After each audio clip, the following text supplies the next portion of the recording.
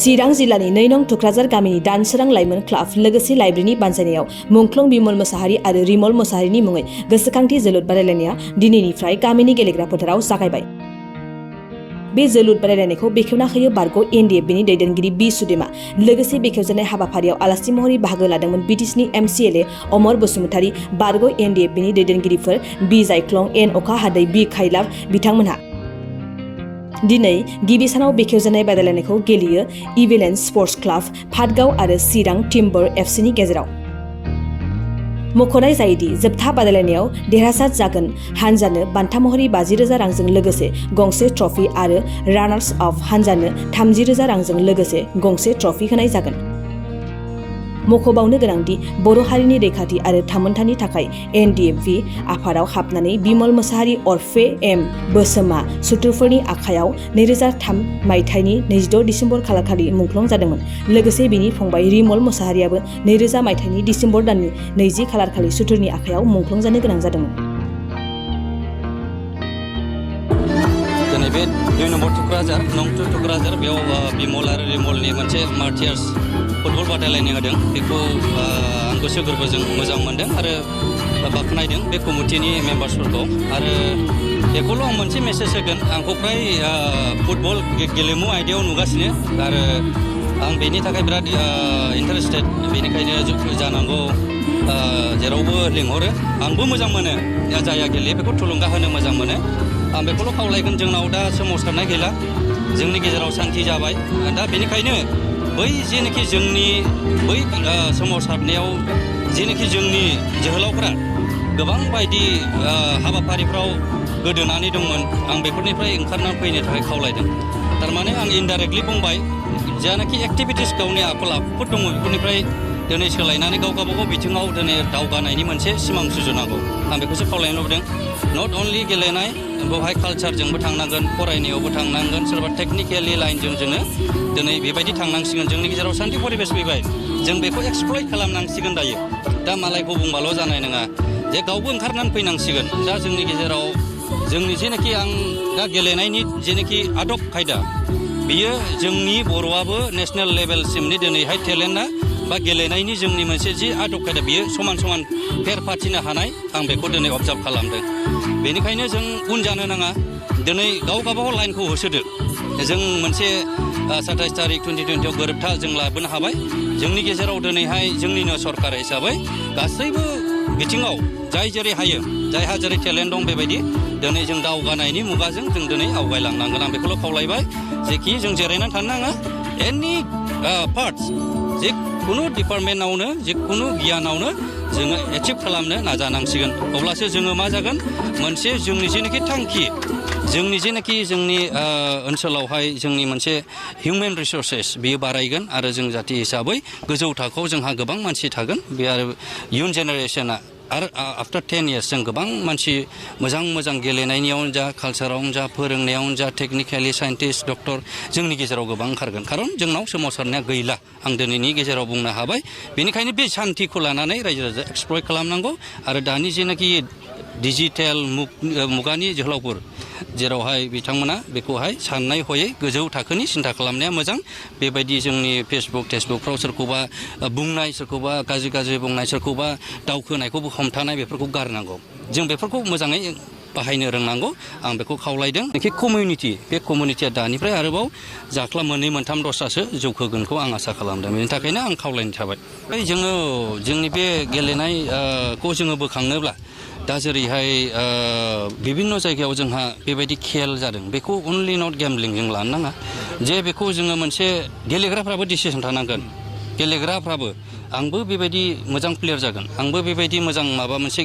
गेलेगिरि जागोन, बेबायदि मोनसे सिमां थानानै जुदि आवगायोब्ला जोंहा साइ दङ, साइफ्रा लानानै फोरोंगासिनो दङ।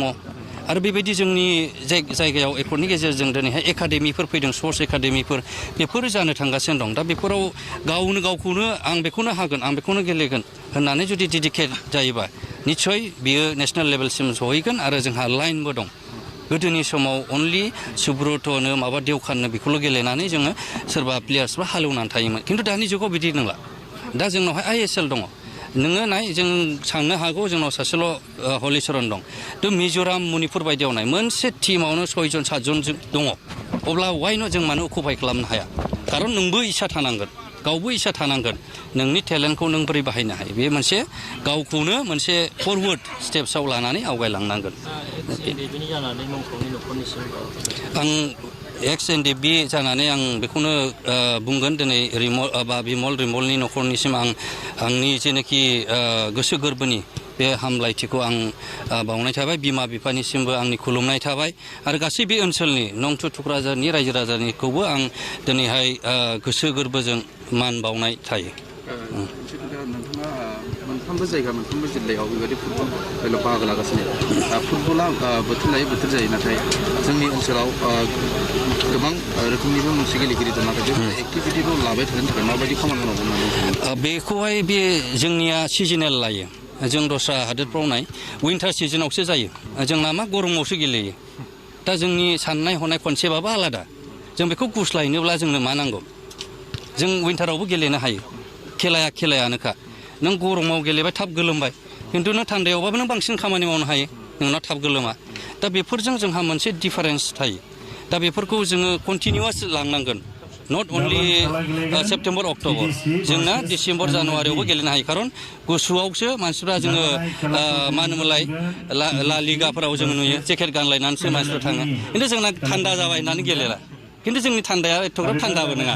बेफोरावबो थांबाय थानो हायो गेलेबाय थानो हायो बे मोनसे गावबो मोनसे एक्टिभिटिखौ लाबाय थानो थाखाय माबायदि खामानि मावनांगौ बेखौहाय बे जोंनिया सिजनेल लायो जों दस्रा हादोरफ्राव नाय विन्टार सिजनावसो जायो जोंना मा गरमावसो गेलेयो दा जोंनि साननाय हनाय कनसेप्टआबो आलादा जों बेखौ गुस्लायनोब्ला जोंनो मा नांगौ जों विन्टारावबो गेलेनो हायो खेलायानोखा नों गरमाव गेलेबाय थाब गोलोमबाय खिन्थु नों थान्दायावबाबो नों बांसिन खामानि मावनो हायो नोंनाव थाब गोलोमा दा बेफोरजों जोंहा मोनसे डिफारेन्स थायो दा बेफोरखौ जोङो कन्टिनिउवास लांनांगोन नट अनलि सेप्तेम्बर अक्ट'बर जोंना डिसेम्बर जानुवारियावबो गेलेनो हायो खारन गुसुआवसो मानसिफ्रा जोङो मा होनोमोनलाय ला लिगाफोराव जोङो नुयो जेकेट गानलायनानैसो मानसिफ्रा थाङो खिन्थु जोंना थान्दा जाबाय होननानै गेलेला खिन्थु जोंनि थान्दाया एथ'ग्राब थान्दाबो नङा बेफोरावबो थांबाय थानो हायो गेलेबाय थानो हायो बे मोनसे गावबो मोनसे फरवार्ड स्टेप्सनि माइन्ड जानांगोन अपेन हार्टेड जानांगोन गावबो जे बे विन्टारावबो जों गेलेनो हायो दा जोङो फैलायबाय नै दा भलिबल गेलेबाय बेखौबो गेले माखासेफ्रा खारग्राफ्रा फुटबलखौबो गेलेनो हायो जेबो प्रब्लेम जाया बेहाय वायरास नोंनि देहायासो मोजां जागोन आरो सिजोनाबो बिराद मोजां बे समाव गेलेनो थ' बेबायदि जोङो किपाप जुदि थांबाय थायोब्ला आरो जोंहा जेनेबा हमनानै ला जोंहा मोनसे सिनियर लिडार्सफोर माबा गेलेगिरिफोर दं जेरै हलिचरन बिथांमोन बिथांमोनाबो स्टेप्स लानांगोन बिथांमोननि कनसेप्टआवबो मोनसे एसे फरवार्ड स्टेप्स थानांगोन होमबा जोङो निस्सय जुनियरखौबो जों बोखांलांनानै हागोन आरो मोनसे आं मोजां माबाखौ मोन्दों जोंनि दाखालि जेनाखि आन्डार 13 एबसुनि बानजायनायाव जाबाय थादों बे बिराद मोजां जेराव 12 आन्डार बे मानसियानो बिराद मोजां टेलेन्टनि गेलेदों जों नुदों थ' बेखायनो जों आसा खालामदों मोजां प्लेयारफ्रा बेबायदिनो ओंखारलांगोन नट अनलि इन फुटबल आं बुंनो थानाखै गासै बिथिङावनो जोङो थिग आरो जों सासे बड' हिसाबै आरो बेनिफ्राय जों गोबाव सोमावसारबोबाय जों बेनि फिथाइखौ मोनबाय दा रायजो राजाया बेखौहाय एक्सप्लइट खालामनानै लानांगौ आं बेखौसो खावलायदों गोजोन्थों निउस नोंथांमोनखौ बरायना लाग्रोनाय जाबाय नंगौ बिथांजों लोगोसे आंबो दंमोन बिथाङा जाथिखौ मोजां मोनोमोन जाथिखौ अननाय दंमोन गुबुन माहारिनिफ्राय सोबख'नाय नासयनायनिफ्राय बासायनो होननानै उदां बाहायनो होननानै आफादाव थांदोंमोन जेब्ला जों भुटाननिफ्राय होखारहरजायो बे समाव बिथाङा न'आव दंफैयोमोन बेनिफ्राय माखासे लोगोफ्रा बाहेरायाव खारजोबनायखाय थानो हाया आर्मि पुलिसनि उपद्रबआव जोंबो खारलांसै बेंगालरफ्राव थाहैसै होननानै जों सानैजों ज' दंमोन उन्दुनानै फैदोंमोन जों सानैजों फुङाव नाथाय दुखुनांथाव बाथ्रा जों मोनसे न'खराव मोखां सुबाय थादोंमोन नाथाय आर्मिफ्रा जोंखौ अलरेडि एम्बुसाव जमबाय थाखादोंमोन मोखां सुबाय थानायावनो जों न' सिङाव हाबनायाव जोंखौ न'आव हाबनानै गावदों बिमलखौ जायगायावनो गावख्लायदों बेनि उनाव आं खुनुरुखुम खारननानै गदों जाथाया बे बिमलनि गामियावनो जादों गावनि असे जोनोम गामियावनो जादों औ ख्रिस्टमास टाइम बे समाव जादों आरो जाय रिमल बे रिमलाबो आंनो दंफायोमोन बे समाव पुलिस BLTनि उपदकआव थानो हाया सामफ्रामबो होसोबोबाय थायो बिनि जाहोनाव जों लालायजों थांदोंमोन लालायजों थांनानै ओरैनोबो थानो हाया उपदक जों साननै सानथाम हाग्रायाव थाहैथ'नोसै होननानै जों थांदोंमोन ओमफ्राय बै सुखान थाख्लाय होननाय भुटान हाग्राया बेयाव जों थाहैदोंमोन सानथामसो फैफिनबाय थानाय समावनो इन्डियान आर्मिफ्रा जोंखौ लामायाव जमनानै गावदों 7 जायगायावनो थैखादों जों 3 खुनुरुखुम गदों बै समाव बिमल होनबानो मुंदांखामोन जोंनि इलाकायाव मानसियाथ' मोजां मानसिमोन गोसो गुदुं मानसि रावजोंबो हेंजें गैया गामियावबो नांलाय खमलाय गैया बयजोंबो मिलायनानै मावोमोन लिडारफोरजोंबो जों मिलायना मावोमोन खुनु मोनसेबो खामानि केन्सेल बानायामोन गासिबो खामानिखौनो फल' बानायजोबोमोन मोजां सासे आफादनि जानानै आं बिथांमोननि दानसोरां क्लाबखौ बरायदों मोजां मोनदों बिथांमोना जे